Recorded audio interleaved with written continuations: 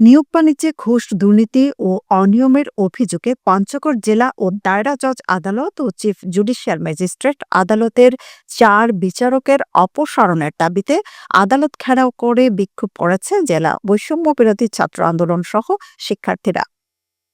আজ রবিবার ২৬ জানুয়ারি বেলা ২:১৫ থেকে তারা এই কর্মসূচি শুরু করে।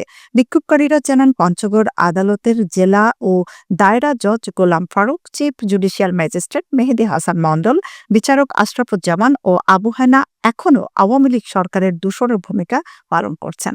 আগস্ট বিপ্লবের পরেও তারা ঘুষ, দুর্নীতি ও নিয়োগ বাণিজ্য করে আসছেন।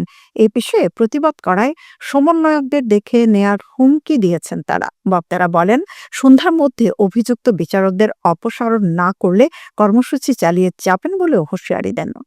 পরে ছাত্র জনতা জেলা জজ কোর্টের সামনে রাস্তার অবরোধ করে বিক্ষোভ করতে থাকে। এ সময় রাস্তার দুই ধারে শত শত যানবাহন আটকা পড়ে যায়।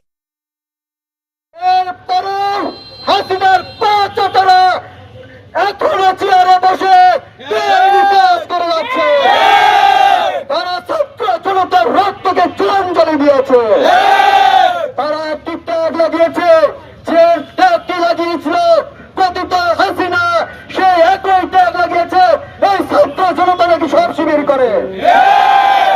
তুমি বিচারকে আসলে ফারুক হলাম, ফারুক তোমার নামটা হলো, তুমি কিন্তু অসভ্য জাতি বর্বরতা করেছ।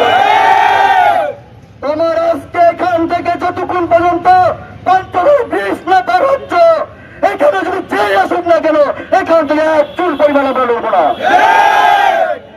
এখানে মেহেদী চিফ জুডিশিয়াল ম্যাজিস্ট্রেট তারা বলছে এখান থেকে যে অন্য কোথাও বসলে সেখানকে নাকি এই ছাত্র জনতার উপর স্টিম রোলার চালাবে।